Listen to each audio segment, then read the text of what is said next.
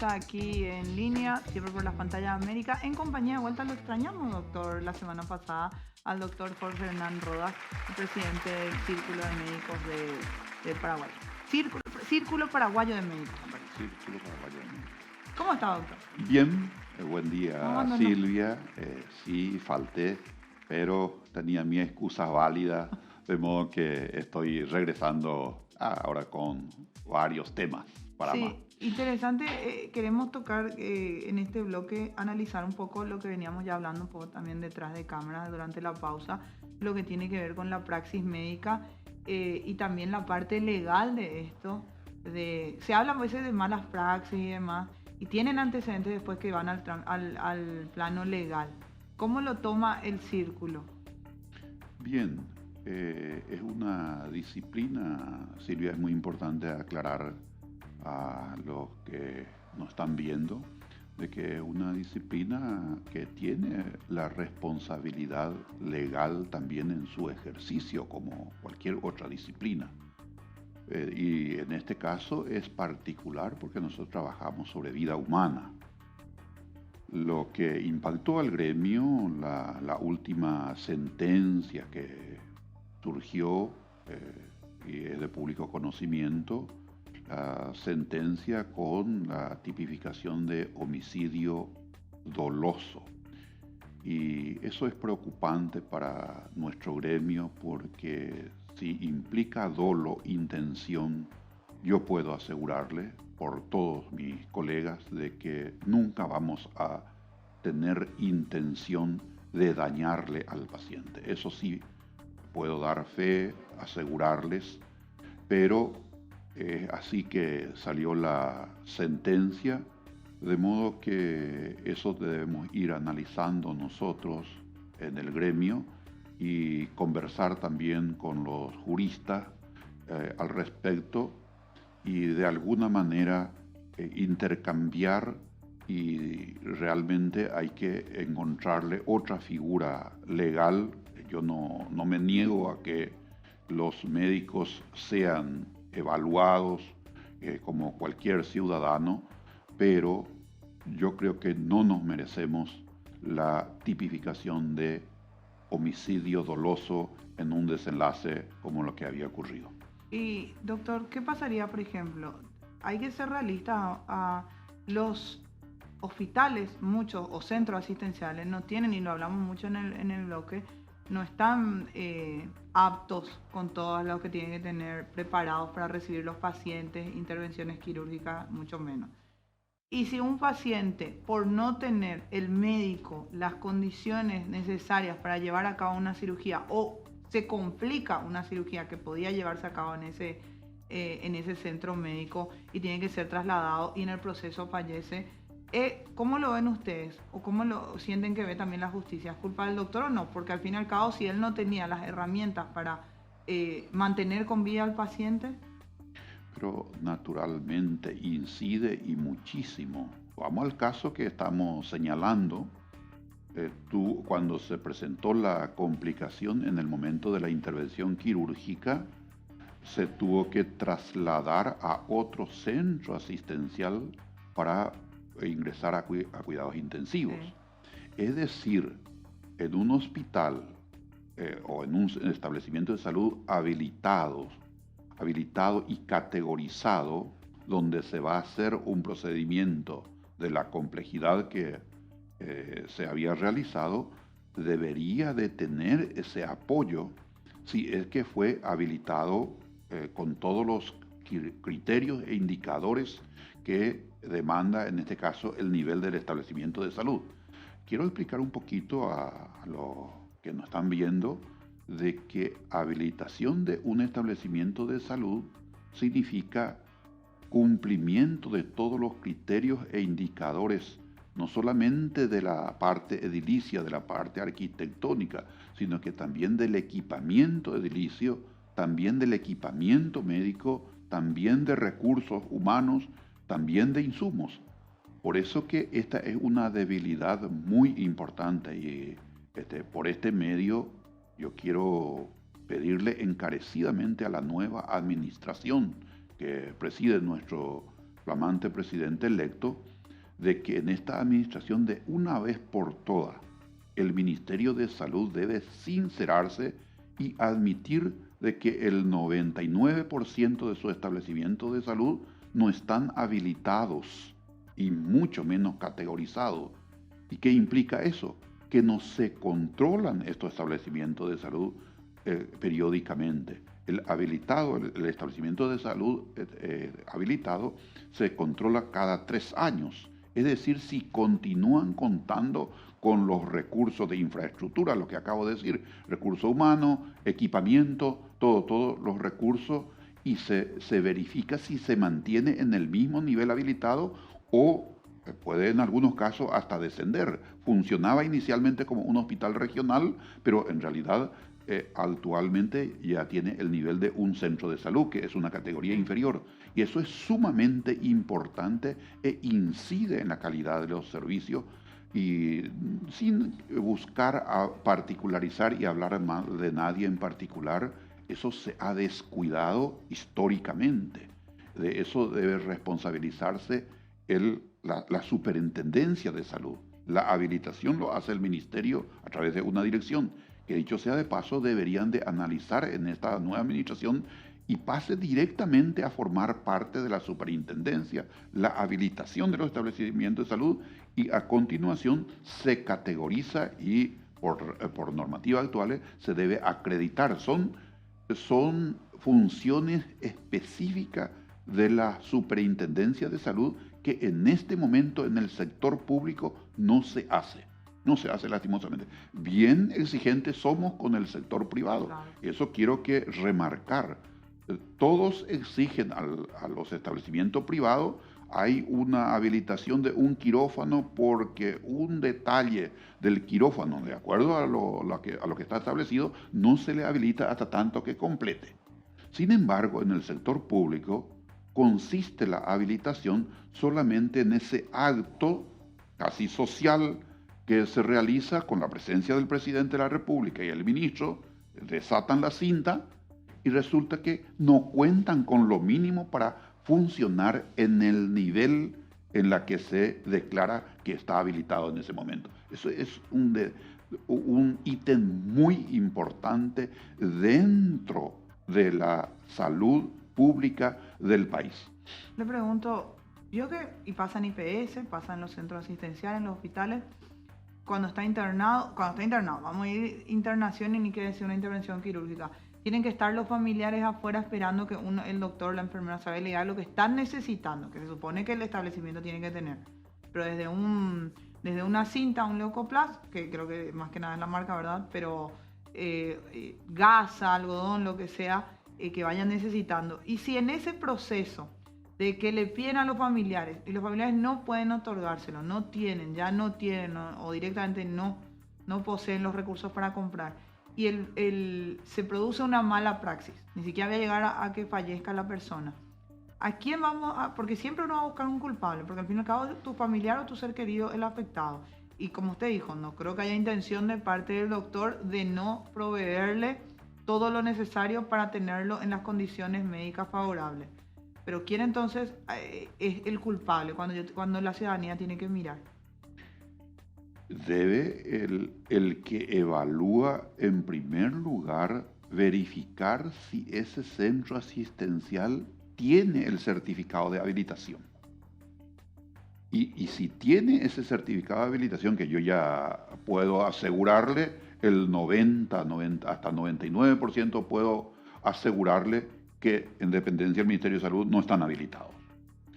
En ese caso, incide muchísimo en la consecuencia que tuvo ese acto médico. Es decir, el acto médico, el servicio médico, vamos a poner como ejemplo un procedimiento quirúrgico. Importa muchísimo que en el quirófano haya suficiente iluminación con las condiciones adecuadas, suficiente refrigeración. Eso no lo digo yo, eso está todo normatizado, es cuestión de verificar. Y un lugar donde está funcionando un espacio, en este caso de de un centro quirúrgico que no está habilitado, no se observan y pueden estar muy descuidados, muchos de ellos, que es una realidad. No estoy queriendo inculparle a nadie en particular, pero esta es nuestra situación actual en el país. Si es que queremos mejorar el servicio en la salud pública en este momento, hay que empezar por la casa. ¿Y cuál es nuestra casa? El establecimiento de salud. Yo le digo al que va a asumir, en este caso, el cargo de ministro, que debería, con cada nombramiento que realiza para los establecimientos de salud, de alertarle que ese establecimiento de salud de la que se va a hacer cargo el nuevo director no está habilitado para funcionar y mucho menos para categorizar. Es decir, se le responsabiliza como para dirigir un hospital regional, pero en la práctica no se conoce qué nivel de complejidad tiene ese hospital regional. El hospital de clínicas no está habilitado. Y hoy amanecimos, creo que todos, con la noticia de la cirugía de los siameses, donde uno de ellos fallece. Si no está habilitado, el doctor ejerció profesionalmente la operación, pero al fin y al cabo uno de ellos fallece y estamos viendo que no está habilitado. El problema también es que ahí el doctor se trata así, Jorge Lluvi. Si no está habilitado, los familiares que tienen que hacer están en total derecho de demandar al Ministerio de Salud, y a través de eso al Estado por no tener un hospital que cuente con todo lo que tiene que tener para garantizar al menos o salvaguardar lo más posible la vida, en este caso de los siameses. En primer lugar, yo no sé si está cuestionado el desenlace porque es un caso bien complicado. Sí, era complicado de por sí. Y el hospital de clínica tiene profesionales competentes como para poder, es un hospital escuela y tienen profesionales, y yo conozco dentro de sus limitaciones, tiene naturalmente, vamos a decir, cosas que ajustar de lo que estamos hablando, pero si es que un abogado pícaro toma el caso, primero va a mencionar si este hecho ocurrió en un espacio que está legalmente habilitado, y no está, lastimosamente. Mi querido hospital de clínica, sí. Yo le debo mucho a ese centro, le quiero muchísimo, pero a los fines legales no está habilitado el hospital de clínica, nada más y nada menos, el único hospital escuela del país. Hágase idea si esto llevamos al plano académico. Hay una normativa del CONES que dicen de que las prácticas médicas, en este caso de los que se están formando tanto de grado como de posgrado, deben realizarse en espacios legalmente habilitados por el Ministerio de Salud y legalmente categorizado por la superintendencia. ¿Y cuál sería uno, por ejemplo? Si el 99% no está, ¿cuál sería el 1% que sí está? Que reúne las condiciones y los indicadores. El Hospital Pediátrico Acostañú, el otro hospital que está sobre Venezuela, no me viene el nombre, también estaban habilitados. El Hospital Pediátrico Acostañú, conozco cuando trabajaba en la superintendencia, era el único hospital que cumplía con esta exigencia de habilitar y periódicamente controlar. Increíble, por eso déjeme, no me conoce, déjeme admirarle al director saliente, el colega Alfieri hizo muchísimo. Sí, me dice la directora, sí, es medicina tropical sobre Venezuela. Creo que es medicina tropical. Que también están todos habilitados. Que están habilitados. Y es más, voy a agregar esto. Lastima muchísimo cuando se busca simular. ¿A qué me refiero?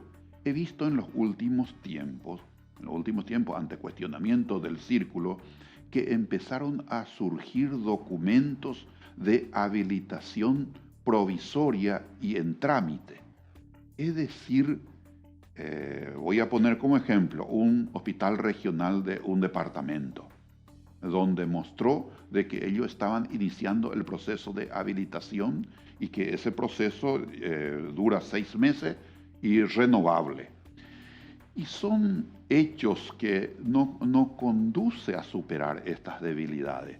Esa es lastimosamente nuestra idiosincrasia en el país, de que queremos de alguna manera, para salvar la situación, mostrar esas, yo diría, simulaciones, porque no se estaba iniciando el proceso de habilitación, sino que era una manera de salvar ante el público. Por eso yo siempre reclamé al Ministerio de Salud, en primer lugar, para que se independice definitivamente, como dice la normativa, la Superintendencia de Salud, y que no funcione dentro del Ministerio, y de esa manera pueda cumplir su función de controlar al Ministerio de Salud, que son los primeros que deberían de cumplir con estas exigencias de habilitar y categorizar sus establecimientos como órgano rector de la salud en el país. ¿Y qué nosotros vamos a poder tener de perspectiva en salud? Cuando escuché las declaraciones también que usted hizo, de que le pareció desafortunado lo que decía creo que debe ser el primer ministro que no asume y ya se lo aparta del cargo, después de que básicamente nos dice que si tu familiar ya no tiene esperanza de vida, y bueno, hay que dejarlo. Entonces, horas posteriores, el presidente electo Santiago Peña decide apartarlo del cargo. Y cuando le consultaban a usted, dijo que le parecía desafortunado. Y ante ese escenario, creo que va a quedar mucho más sensible a quien se lo designe como nuevo ministro de Salud. Naturalmente, yo diría de que no tiene, aparte del perfil que debe observar, es una prerrogativa del presidente. Naturalmente, él lo debe hacer, no podemos sugerirle, porque el que va a trabajar con su ministro, y naturalmente es su prerrogativa, pero si es que se me pregunta, yo respondería de esta manera. Primero, el perfil. Tiene que tener conocimiento del sistema de salud. Segundo, que no tenga ninguna relación con la administración actual, porque esta administración actual, que empezó con Mazzoleni, no le fue bien. No hace falta ya recordar de nuevo. Que no sea una continuidad de esta administración. En fin, algún esfuerzo habrán hecho en esa tarea, pero tantas debilidades tuvieron y continuaron con el mismo pensamiento de los últimos tiempos, de tratar de simular cosas que realmente no eran. Acabo de mencionar lo que, que el círculo había cuestionado al ministerio, esta situación de no habilitar su establecimiento de salud, y salieron con cualquier cosa antes que ocuparse verdaderamente de buscar iniciar el proceso de habilitación, de regularización, en este caso de Moque.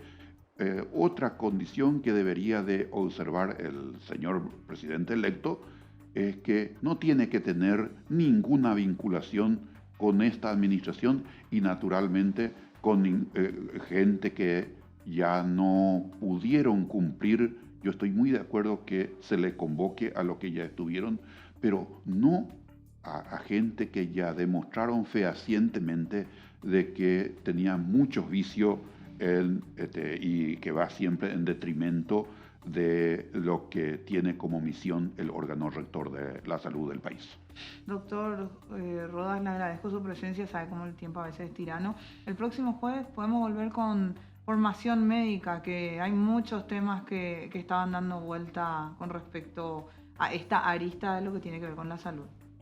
Con mucho gusto, sí, ahí entonces Muchas vamos consultas, a no ve, formación desarrollar. académica, sí. Tuvimos la suerte de conversar con el ministro de Educación designado, con el viceministro de Educación Superior, y nos quedamos muy optimistas con la nueva administración de que se va a buscar también ir apuntando a la mejora continua, que es lo que corresponde siempre en educación, y en este caso en la educación médica. Muchas gracias y nos vemos el próximo jueves. Nos vemos el próximo jueves y vamos a hablar un poco también de la formación médica, algo que interesa mucho el próximo jueves en el bloque con el doctor Jorge Rodas. Nos vamos a la pausa y ya volvemos con mucho más en línea por América, siempre con vos.